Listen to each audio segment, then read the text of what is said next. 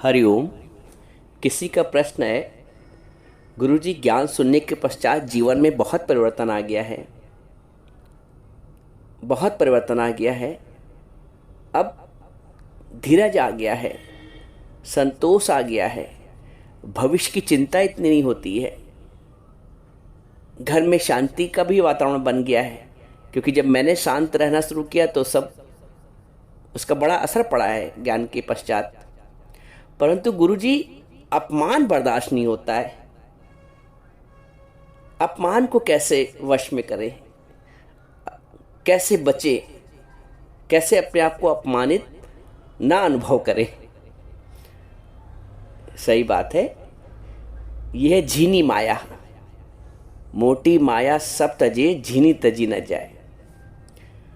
देखो, सत्य तो ये है कि जीवन में यदि सुखी रहना है तो अपमानित होने की हिम्मत होनी चाहिए।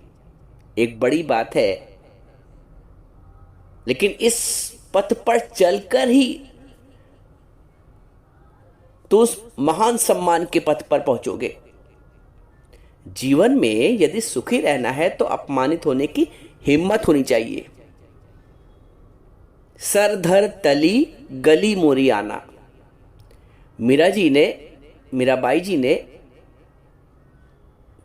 क्या कुछ नहीं सहा? यदि वो अपने आप को अपमानित अनुभव करती तो क्या प्रभु से लगन लगा पाती? भगवान ये कहता है कि सर धर तली मीन्स जो अपना अहंकार का शीश है वो हथेली पर रख के आगे बढ़ो। सर धर तली गली मोरी आना। अपमान यदि आपने शुरू में सह लिया, अपमान सहने की हिम्मत होगी तो एक दिन आएगा जब आपको सम्मान अधिक मिलेगा। यदि आपने आज अपमानित होने की हिम्मत रख ली, मान लो आप सत्संग सुन रहे हैं, किसी को घर में नहीं अच्छा लग रहा है, वो दो कटु शब्द आपके लिए बोल रहा है, आप अधिक भगवान का चिंतन करती हैं, किसी को नहीं समझ में आ रहा है, घर के परिवार को ही सदस्य को नहीं समझ में आ रहा है, वो अपने ढंग से सोच रहा है, आप अपने ढंग से सोच रही हो, तो हो सकता है कुछ अपशब्द भी उसके मुख से निकल जाता हो आपके लिए, तो ये अपमान तो हुआ। अब आप ये कहोगे कि मैं तो भगवान का ही काम कर रही हूँ, भगवान का ही सेवा कर रही हूँ, सत्संग ही श्रवण कर रही हूँ, उसके पश्चात भी हमको भगवान भी नहीं ध्यान रखते। ऐसा नहीं है। वो जो अपमान, जिसको आप अपमान कह रही हैं, वो एक ढाल है आगे बढ़ने की, वो एक मार्ग है आगे बढ़ने का। बताया ना कि अपमान सहने की हिम्मत होगी तो एक दिन आएगा कि जब सम्मान अधिक होगा। मीराबाई को अपमान, हालांकि अपमान कह रहे हैं, उन्होंने इस ढंग से लिया ही नहीं, वो तो सब प्रभु का प्रसाद है, वो तो मेरे गिरधर का प्रसाद है। चाहे विष का प्याला आ गया हो, चाहे काला नाग डसने के आ गया हो, वो तो भगवान के प्रसाद, उनका तो भाव ही अलग था। ये आपको समझाने के लिए मान और अपमान का शब्द प्रयोग किया जा रहा है। तो अपमान सहने की हिम्मत होगी तो एक दिन आएगा कि आपका सम्मान अधिक होगा, और वो जो अपमान करने वाला ही वही एक दिन आपको सम्मानित करेगा, वही एक दिन आपको सम्मानित करेगा। क्राइस्ट बोलता है कि my past is worshipped and present is ignored. हो सकता है प्रेजेंट आपका इग्नोर कर रहा हो कोई, लेकिन आपके बीते हुए कल को आपके व्यवहार से आपको जाना जाएगा, आपके स्वभाव से आपको जाना जाएगा, आपके आचरण से आपको जाना जाएगा। तो अभी जो आपको क्या करना है, अपने स्वभाव को भाव से वश करना है, स्वभाव को भाव से वश करना है। और भाव क्या है? भगवत भाव। सांसारिक भाव से आप स्वभाव को वश नहीं कर सकते, मात्र एक भगवत भाव से ही कि जो अपमान सह रहा है वो भी भगवान है, जो अपमान कर रहा है वो भी भगवान है। वही करंट एसी में ठंडा कर रहा है और वही करंट हीटर में गर्म कर रहा है। जिस दिन ये तत्व दृष्टि पकड़ में आ जाएगी, उस दिन ज्ञान लगेगा, उस दिन स्वभाव का परिवर्तन होगा, उस दिन स्वभाव को हम ये कहेंगे कि ये भाव से वश हो गया। एक दृष्टांत बताते हैं कि एक बार एक व्यक्ति ने दूसरे व्यक्ति को थप्पड़ मारा। तो जो थप्पड़ खाने वाला व्यक्ति था उसने उस थप्पड़ मारने वाले से पूछा कि तुमने जो मेरे थप्पड़ मारा है ये जानबूझकर मारा है कि मजाक में मारा है? तो जो थप्पड़ मारने वाला व्यक्ति था वो ये कहता है कि नहीं, मैंने जानबूझ के मारा है। तो वो जो थप्पड़ खाने वाला व्यक्ति था वो कहता है चल ठीक हुआ, क्योंकि मजाक मुझे पसंद नहीं है। तो क्योंकि वो समझदार व्यक्ति था, उसने अपने आप को दुख से बचाने के लिए उसने एक तरीका निकाल लिया कि तुमने जानबूझ के मारा, चलो ठीक है, क्योंकि मजाक मुझे पसंद नहीं है। अब एक दृष्टांत है, समझना है इसको कि कैसे हम बड़ी सी बड़ी उलझनों को किनारे कर सके। हमारे दादा भगवान कहते थे कुछ में गाली देता है, मान लो कमबख्त कहता है, कह दो हाँ सही में मैं कमबख्त हूँ, मेरे पास भगवान के लिए वक्त कम है, मैं सत्संग को कम वक्त दे पाती हूँ, सही में कमबख्त। अर्थ निकालो उसका।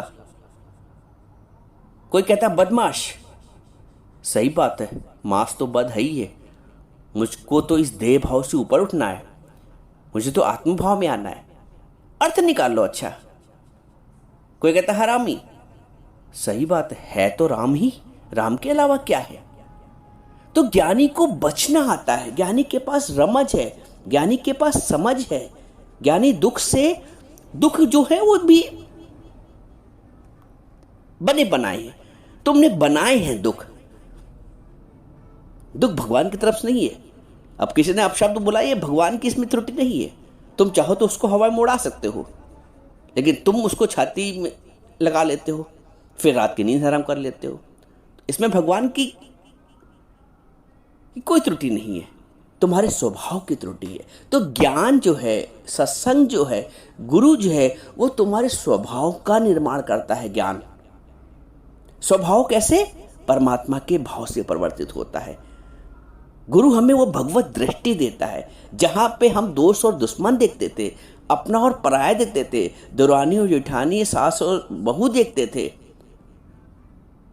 पति और पत्नी देखते थे, वहां ईश्वर का भाव आ जाता है, वहां भगवत भाव आ जाता है, वहां सत्य का भाव आ जाता है। तो जहां पे सत्य का भाव आया वहां असत्य टिकता नहीं। सूर्य आएंगे तो प्रकाश अपने आप चला जाएगा। सूर्यदेव आए, सूर्य भगवान आए और प्रकाश स्वतः गायब, भगाना नहीं पड़ता है। लोग समझते हैं कि अंधकार बहुत हुआ है। एक बार 4 शराबी शराब पी के आए रात में, और घर में घुसे तो अंधकार। उन्होंने कहा भगाओ इस अंधकार को। सूप उठा के पटकने लगे, छज्जे से बाहर निकालने लगे अंधकार को, निकलो निकलो निकलो निकलो। रात भर ऐसे ही करते रहे, सूप से अंधकार को बाहर निकालते रहे छज्जे से। धीरे धीरे धीरे सुबह हुई, 4-5 बजा, सूर्यदेव प्रकट हो गए। अब वो सब खुश, देखो हमने अंधकार को बाहर निकाल दिया। अंधकार माना हुआ है, प्रकाश का अभाव है। चाहते तो वो लाइट भी जला सकते थे, लेकिन रमज नहीं थी, क्योंकि नशा था। ऐसे ही जिसको माया का नशा है उसकी समझ ही खो जाती है। समझ ज्ञान में आकर ही मिलती है, क्योंकि समझ का दूसरा नाम है विवेक। बिन सत्संग विवेक न हुई, सत्संग में ही विवेक जा। मैंने एक बार आपको बताया था कि यदि कोई 80 साल का जीवन भी व्यतीत कर दे, फिर भी उसका विवेक बिना ज्ञान के, बिना गुरु के, बिना सत्संग के जागृत नहीं होता है। और जीवन भर जो उसने कार्य किया है वो अपनी बुद्धि के माध्यम से किया है। बुद्धि में बंधन है, विवेक मुक्त करता है। विवेक तुम्हें उलझन से बचाता है। जैसे उस व्यक्ति ने रमज निकाली कि तुमने मुझे जानबूझ के मारा कि मजाक में मारा है। बोला जानबूझ के मारा है, तो बोला ठीक, अच्छा किया, मजाक मुझे पसंद नहीं है। तो ये रमज है। ज्ञानी नाम के नशे में जीता है, परमात्मा के भाव के नशे में जीता है। नाम खुमारी नानका चढ़ी रहे दिन रैन, लाख प्याला भर पिए चढ़े न मस्ती नैन। ये जो नाम की खुमारी है ये दिन रात चढ़ी रहती है, प्रभु के प्रेम की खुमारी चढ़ी रहती है। ये जो प्रेम की जागृति है ये सत्संग से मिलती है, गुरु से मिलती है, ज्ञान से मिलती है। ज्ञान के अभाव में तुम्हें क्षणिक सुख और दुख तो प्राप्त हो जाएगा, लेकिन शाश्वत जो आनंद है, जो शांति है, वो नहीं प्राप्त होता है। कहते हैं दुख ना उतरे ज्ञान बिन, चाहे निश दिन पूछे पुछाए। ज्ञान के बिना दुखों की निवृत्ति हो ही नहीं सकती है। ज्ञान के अभाव में दुखों की निवृत्ति हो ही नहीं सकती है।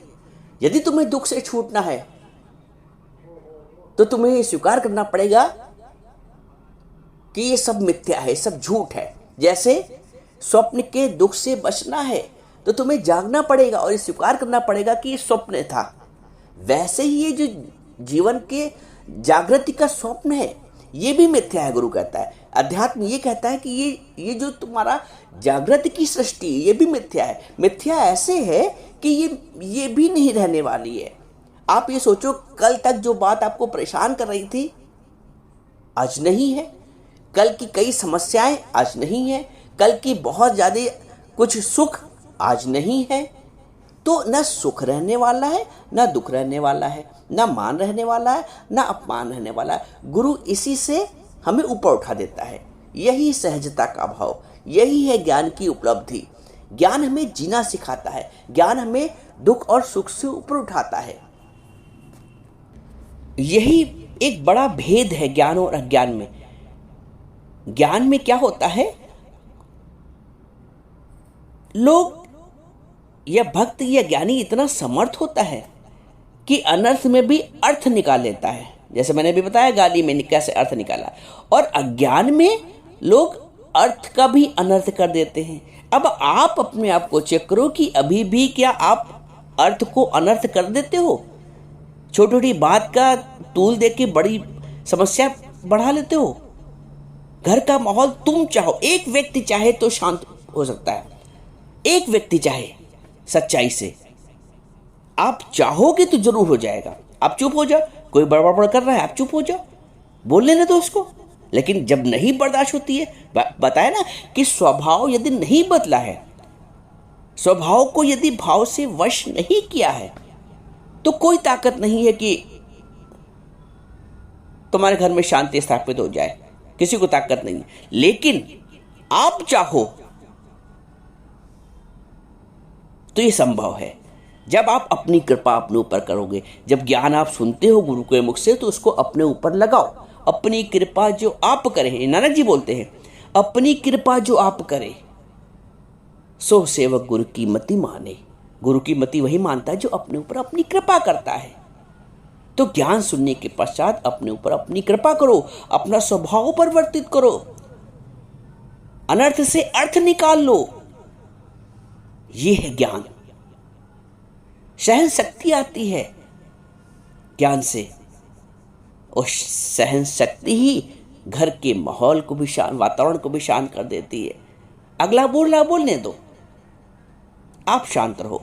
आप शांत रहो, कोई शोर नहीं, दुई दूर करो कोई और नहीं, और ना मानो तो कोई जोर नहीं। इसलिए भलाई इसी में है कि गुरु की बात माने, 20 गुरु की मति माने, सो सेवक परमेश्वर की गति जाने। जो गुरु की बात को 20 मानता है, नानक जी बोलते हैं 20 गुरु की मति माने, सो सेवक परमेश्वर की गति जाने। वही परमेश्वर की गति जानता है जो गुरु की बात को मानता है, जीवन में लाता है। बोलते हैं वचनों को मानते ही जीवन ही बदलती है। तो वचनों को मानना सीखो, जीवन में लगाना सीखो। खाली एक कान से सुन के दूसरे कान से निकालने से कोई लाभ नहीं। जीवन जा